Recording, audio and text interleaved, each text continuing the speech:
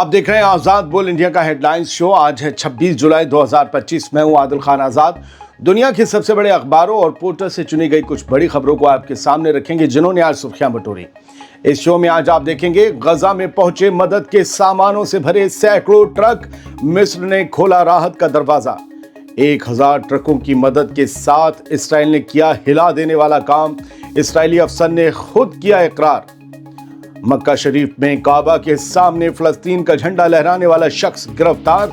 गजा के हक में लगा रहा था दिल को रुला देने वाले नारे। आजाद फलस्तीन की हिमायत में आया रूस। उधर वेस्ट बैंक में आईडीएफ का जुल्म जारी और ईरान में हुआ बड़ा टेररिस्ट अटैक। शहादतों की तादाद बढ़ी। चलिए करते हैं शुरुआत इस शो की एक एडवांस्ड माजरत के साथ। आज रात दुनिया भर की खबरें, डीबीके के हमारा शो नहीं आएगा, कुछ मसरूफियात हैं उसकी वजह से। चलिए बढ़ते हैं। गजा में मदद की राह खुली और राहत की सांस भी आई है। गजा की तबाह गलियों में एक बार फिर से राहत की उम्मीद जागी है। भूख से तड़पते चेहरों को शायद अब थोड़ी राहत मिल सके, क्योंकि मिस्र ने एक बार फिर इंसानियत का दरवाज़ा खोला है। आज ये रिपोर्ट आई है कि कल जुमे के रोज़ मिस्र की तरफ से ज़िकीम और केरेम अबू सालेम बॉर्डर से 117 ट्रकों में राशन, आटा, खाने का सामान और दवाइयाँ गजा में दाखिल हुई। ये सिलसिला जुमे को दिन भर और रात भर चलता रहा। इससे पहले भी बुध की रात से लेकर जुमेरात की सुबह तक मदद के 166 ट्रक मिस्र से गजा पहुंचे थे। ऐसी खबरों पर आपका ध्यान नहीं जाता या नहीं जाने दिया जाता। मिस्र के एक सिक्योरिटी ज़राए ने बताया कि ये सिलसिला जारी रहेगा और मिस्र लगातार दुनिया के दूसरे ममालिक से भी मदद की बात करता रहा है कर भी रहा है ताकि जंग से घिरे इस इलाके में ज़िंदगी का चूल्हा जलता रहे। हालात अब भी संगीन हैं। इसराइल ने जनवरी में हुई जंगबंदी के पहले फेज़ के खात्मे के बाद से गजा में माल और राहत का आना जाना बंद कर दिया था, जिसकी वजह से वहां भुखमरी और बीमारी और ज़्यादा फैल गई हैं। मगर अब जब मदद की गाड़ियां दोबारा चल पड़ी हैं तो उम्मीद है कि कोई बच्चा भूख से नहीं मरेगा, कोई बीमार दवा की कमी से नहीं तड़पेगा। ये राहत की आमद सिर्फ ट्रकों में लदी मदद नहीं, ये उस उजड़ती आबादी के लिए एक आस है कि शायद अब कुछ बेहतर हो सके। लेकिन क्या जितनी आसानी से मदद गजा में दाखिल हो रही है, क्या उतनी ही आसानी से आईडीएफ उस मदद को मजलूम फ़लस्तीनियों तक पहुंचने भी दे रही है? इस सवाल का जवाब आपको अगली खबर में देता हूं। अब एक इस्राएली अफसर का इकरारनामा सुन लीजिए, जो ये बता रहा है कि गजा के भूखे बच्चों के लिए भेजी गई मदद को कैसे आईडीएफ बर्बाद कर देती है।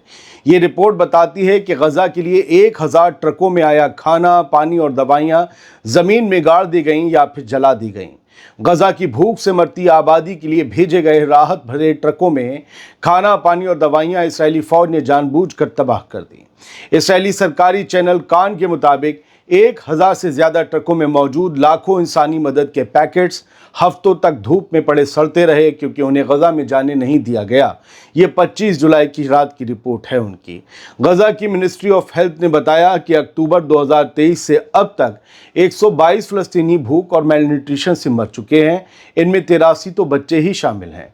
कान से बात करते हुए एक इस्राएली सोर्स ने, एक इस्राएली अफसर ने ये कहा कि हमने सब कुछ ज़मीन में गाड़ दिया, कुछ जला भी दिया और अभी भी हज़ारों पैकेट धूप में पड़े हैं जो गजा की मदद के लिए आए। अगर गजा में घुसने नहीं दिया गया ये सामान तो इन्हें भी तबाह करना पड़ेगा। आईडीएफ के सोर्स ने बताया कि रोज़ सिर्फ 100 से 150 ट्रकों को गजा में घुसने की इजाज़त मिलती है, लेकिन ज़्यादातर ट्रक अनलोड ही नहीं हो पाते, उनसे सामान उतारा ही नहीं जाता, क्योंकि राहत बांटने का पूरा सिस्टम नाकाम हो चुका है गजा में। और इन्हीं अनलोड ट्रकों का सामान बाद में तबाह कर दिया जाता है, गाड़ दिया जाता है या जला दिया जाता है, और बच्चे और बूढ़े और नौजवान गजा के भूखे रह जाते हैं। एक और अफसर ने यह बताया, इसराइल के अफसर ने, कि कोई तालमेल नहीं हो रहा, सड़कें टूटी हुई हैं, ट्रक रुके हुए हैं और पूरा सिस्टम बंद हो चुका है। ये इसराइल के जुल्मों का एक और घिनौना चेहरा है जो दुनिया के सामने आया है। दोस्तों, भूख से तड़पते लोगों के लिए भेजा गया खाना अब इसराइली जुल्म की भेंट चढ़ चुका है और दुनिया खामोश है। अरब हो, गैर अरब हो, मुस्लिम हो, गैर मुस्लिम हो, सब लोग मदद भेज भी दें तो भी क्या होता है, वो मदद गजा के लोगों तक सही से पहुंच पाती है? नहीं। 1 रुपए की मदद शायद 10 पैसे तक उसमें लोगों पास पहुंचते हैं, बाकी शायद जला दिया जाता है या गाड़ दिया जाता है। बढ़ते हैं आगे। मैंने जंग के जुर्म अपनी आंखों से देखे हैं। ये अल्फाज मेरे नहीं हैं, अल्फाज हैं अमेरिकी फ़ौज के साबिक कमांडो एंथनी एग्विलार के। जो अब GHF नाम की एक सिक्योरिटी कंपनी के लिए काम कर रहे हैं, जो गजा में मदद का सामान बांट रही है। उन्होंने BBC को दिए गए एक इंटरव्यू में ये बताया कि इस्राएली हमले बेहिसाब और बेशर्म हैं और ये इंसानी बर्बरियत की सबसे बदतरीन मिसाल है जो उन्होंने कभी नहीं देखी। एवलिगान ने कहा कि उन्होंने कई बार अपनी आंखों से देखा कि किस तरह इस्राएली फौज ने टैंक और मोर्टार के गोले उन फ़लस्तीनियों की भीड़ पर बरसाए जो न सिर्फ निहत्थे थे बल्कि भूख से बेहाल थे। ये हमले उन इलाकों पर हुए जिन्हें अमेरिका और इसराइल की मदद से बनाए गए मौत के जाल कहा जा रहा है, यानी GHF सेंटर, जहां मदद का सामान देने के लिए बुलाया जाता है और फिर उन पर अंधाधुंध गोलियां और गोले बरसा दिए जाते हैं। इस गवाही को अगर आप ध्यान में रखें तो आपने इससे ज़्यादा बर्बर और क्या पड़ा होगा। खाने के लिए बुलाए गए लोगों पर तोप और मोर्टार से गोले दागे जा रहे हैं। बहुत खराब हालात है। बढ़ते हैं आगे। एक शख्स काबा के सामने फ़लस्तीन का झंडा लेकर चिल्लाया, गिरफ्तार कर लिया गया उसे। क्यों? समझिए। सऊदी सिक्योरिटी फोर्स ने एक ज़ायरीन को जो उम्रा करने के लिए आया था उसे गिरफ्तार कर लिया, जो मक्का में मस्जिद अल हरम के अंदर काबा के सामने फ़लस्तीनी झंडा उठाए हुए था और ज़ोर ज़ोर से चीख रहा था, दिल हिला देने वाले नारे लगा रहा था, कह रहा था गज़ा के बच्चे मर रहे हैं, ऐ मुस्लिमों, ऐ अरबों, गज़ा के बच्चे मर रहे हैं। ये वाक़या उस वक्त हुआ जब वो शख्स तवाफ़ के दौरान काबा के सामने अपने जज्बात का इजहार कर रहा था, लेकिन सऊदी हुक्काम ने फ़ौरन दखल देते हुए उसे रोक लिया और हिरासत में ले लिया। गौरतलब है और आप सबको ज़्यादातर को पता होगा कि हरम शरीफ के अंदर किसी भी किस्म की सियासी हरकत या नारेबाजी पर पाबंदी है, लेकिन गज़ा में जारी कत्लेआम ने अब लोगों के सब्र का बांध तोड़ दिया है। ये वीडियो जो शाया किया वो अल मसीरा TV ने शाया किया। उन्होंने तारीख़ नहीं बताई कब जो है उन्होंने कहाँ से किस तारीख को ये इंसिडेंट मक्का में हुआ है, लेकिन 26 जुलाई की शाम को ये यमन के अल मसीरा TV ने जारी किया है। बढ़ते हैं आगे, कुछ खबरें लाइव लिए लेते हैं और आपको बता देते हैं क्या हो रहा है। देखिए, बहुत से इल्ज़ाम लगाए गए IDF की तरफ से, इसराइल की तरफ से, जो मदद का सामान गज़ा जा रहा है वो हमास के लोग लूट ले रहे हैं। और अब ये अल जज़ीरा पैलेस्टाइन का ट्वीट है, जिन्होंने न्यूयॉर्क टाइम्स अमेरिका के अखबार के हवाले से लिखा है कि उस अखबार को एक इसराइली मिलिट्री ऑफिशियल ने खुद, एक IDF ऑफिशियल ने खुद ये बताया कि इस बात का कोई सबूत नहीं है कि यूनाइटेड नेशंस की एड को, मदद को हमास के लोग चुरा रहे हों, हमास के लोग लूट रहे हों। इसका कोई सबूत नहीं है। आप सोचिए, जो लोग सिर्फ लड़ाई लड़ने के लिए आमने सामने IDF के सामने कभी कभी आते हैं, क्या वो खुले में मदद लूटने आएंगे? जबकि पता है ड्रोन है, नीचे फ़ौजें हैं, अमेरिका तक के फ़ौजी हैं, क्या वो लोग आएंगे? ये रिपोर्ट सवाल उठाती है और IDF के दावों को एक बार फिर से गलत ठहराती है। रशिया ने जो आज़ाद फ़लस्तीन का मुद्दा है उसमें अपनी हाँ में हाँ मिलाई है। रूस ने फ़लस्तीन की एक स्टेट के तौर पर शिनाख्त होने के लिए अपना सपोर्ट दिया है कि हाँ, एक आज़ाद फ़लस्तीन होना चाहिए। और रूस का जो प्रेसिडेंट का दफ्तर है, क्रेमलिन, उसने कहा है कि मिडिल ईस्ट में कॉन्फ्लिक्ट्स को सुलझाने के लिए 2 स्टेट सॉल्यूशन ही वाहिद रास्ता है। अगर फ़लस्तीन एक अलग मुल्क, आज़ाद मुल्क बन जाता है तो फिर मिडिल ईस्ट में जितने भी कॉन्फ्लिक्ट्स हैं वो ठंडे पड़ जाएंगे। इसका मतलब है कि फ़लस्तीन पूरे मिडिल ईस्ट का दिल है। अगर ये दिल बेचैन हुआ तो पूरी बॉडी, पूरा रीजन बेचैन रहेगा। खैर, ये लाइन लिख लीजिएगा। वेस्ट बैंक में इसराइली जुल्म जारी हैं और मैं आपको दिखा रहा हूँ एक स्क्रीनशॉट जिसमें आपको एक मिलिट्री व्हीकल और 2 सिविलियन गाड़ियाँ, कार्स दिख रही होंगी। कुछ न्यूज़ नेटवर्क ने आज शाम ये बताया कि इजरायली ऑक्यूपेशन फोर्सेस ने 2 फ़लस्तीनियों के अपने निजी व्हीकल्स जो हैं वो कब्जा लिए और उनको लेकर चलाकर उनके इलाकों से अपने साथ ले गए। ये सब कुछ करियत में हुआ, जो कि साउथ ऑफ नाब्लस में आता है। वेस्ट बैंक का एक शहर नाब्लस, और नाब्लस में भी एक एरिया है करियत। वहाँ से सिविलियंस की गाड़ियाँ उठाकर IDF वाले ले गए। वहाँ हर तरह का जुल्म जारी है।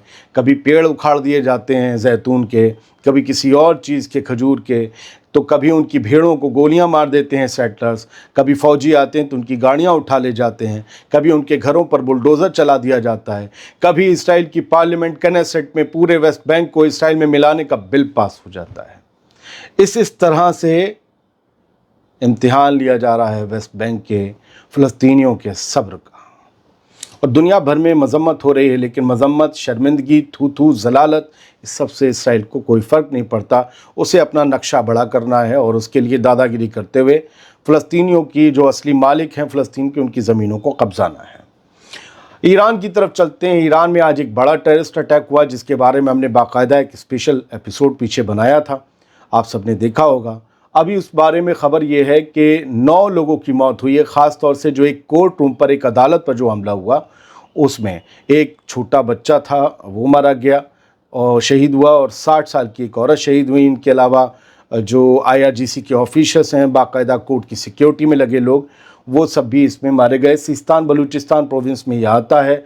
ये बड़ा अशांत इलाका है, बड़ा मतलब यहाँ पर अमन नहीं रहता, क्योंकि यहाँ के मैंने ये पढ़ा है कि जैश अल अदल एक बलूच ग्रुप है और ये सुन्नी ग्रुप है। इसने जो है वो इस हमले की ज़िम्मेदारी ली है, और ये लेबनान का अखबार है LBC, जिसमें ख़बर छपी है। 22 लोग इस हमले में जो है वो इंजर्ड हुए हैं। लिखा है जैश अल अदल confirm the deaths of its 3 members. अच्छा, जैश अल अदल ने ये कहा है कि हमारे भी 3 मेंबर इन क्लैशेस में मारे गए हैं सिक्योरिटी फोर्सेस के साथ। और ये जो है साउथ ईस्टर्न प्रोविंस है ईरान का, जहाँ ये सब हुआ है, और इनके बॉर्डर पाकिस्तान और अफ़गानिस्तान से लगते हैं। सिस्तान बलूचिस्तान जो है वो ईरान के सुन्नी मुस्लिम बलूच माइनॉरिटी का जो है गढ़ कहलाता है या घर कहलाता है। इन सब की शिकायत ये है कि इन्हें ईरान की पॉलिटिक्स और ईरान की जो नौकरियां हैं उन सब में हाशिए पर रखा जाता है।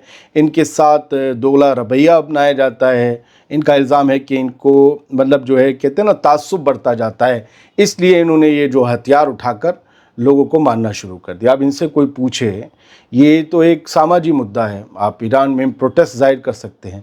बेगुनाहों का खून बहाने का आपको इख्तियार किस दीन ने दे दिया है? क्या उन लोगों ने आपकी नौकरी खाई जिन्हें आज आपने मार दिया? क्या उन लोग, उस बच्चे ने, उस ज़ईफ़ औरत ने, बेचारी ने आपकी नौकरी खाई, आपको पॉलिटिक्स पर हाशिए पर रख दिया? ये सब बहाने हैं अपने गलत कामों को सही ठहराने के।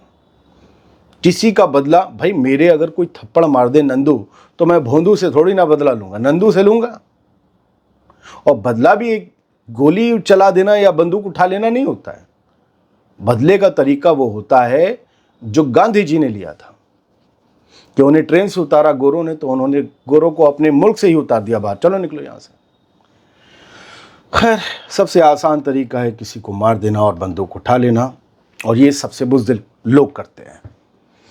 Entire terrorist team dismantled after attack in Zahedan. अच्छा, जो ज़ायदान में हमला हुआ था, मेहर न्यूज़ एजेंसी ने उसके बारे में छापा है कि पूरी टेररिस्ट का जो ग्रुप था, जो टीम थी, उसे न्यूट्रलाइज कर दिया गया, उन्हें ख़त्म कर दिया गया है। बढ़ते हैं आगे।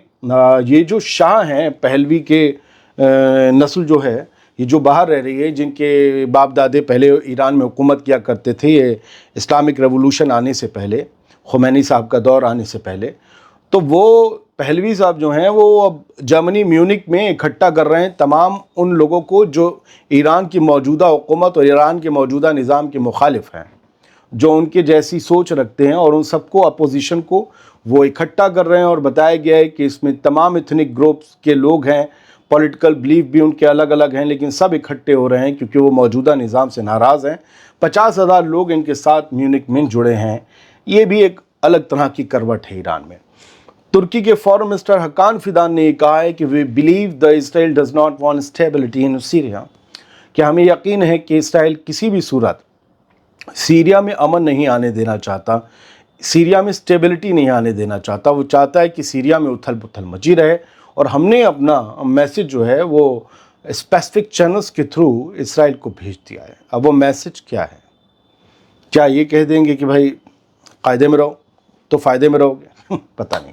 इसराइल ने आज फिर लेबनान में एक ड्रोन हमला किया, एक गाड़ी पर हमला किया, कार पर, और उसमें एक शख्स मारा गया। ये मेहर न्यूज़ एजेंसी ईरान कह रही है, हालांकि इसराइल के जो मीडिया आउटलेट्स हैं वो ये कह रहे हैं कि मारा गया शख्स एक सीनियर फिगर था हिजबुल्लाह का, और रदवान फोर्स या किसी भी फोर्स का वो लगा के इल्ज़ाम ये कहते हैं कि ये उससे ताल्लुक़ रखता था, इसलिए हमने निशाना बनाया। लेकिन समझ में नहीं आता, सीज़ फायर में तो सीज़ हो जाता है फायर। ये रोज़ की, भाई तो तुम जंग लड़ लो रोज़, अगर हिजबुल्लाह के लोगों को ख़त्म करना है। हिजबुल्लाह ने अभी इस पर कोई बयान नहीं दिया है। तो फ़िलहाल एक और खबर ये है कि दोहा में जो बातचीत सीज़ फायर की चल रही थी गज़ा के सीज़ फायर को लेकर, अब वहाँ पर सारा मामला होस्टेज एक्सचेंज को लेकर अटक गया है। हमास आईडीएफ ने कहा है कि हमास जो है वो बातचीत को ख़राब कर रहा है, या इसराइल ने कहा है कि हमास बातचीत को ख़राब कर रहा है। आईडीएफ के गज़ा से निकलने मुकम्मल तौर पर, क्योंकि हमास की डिमांड है पूरी आईडीएफ निकलनी चाहिए, और दूसरी शर्त जो होस्टेजेस के एक्सचेंज का मामला है कि फ़लस्तीनी कैदी कम दे रहे हैं, अपने कैदी ज़्यादा मांग रहे हैं, इन दो की पॉइंट्स पर आकर बातचीत एक बार फिर से पटरी से उतरती हुई दिख रही है। अब देखते हैं कि आगे क्या होता है। बहुत बहुत शुक्रिया, सलामत रहिए, खुश रहिए।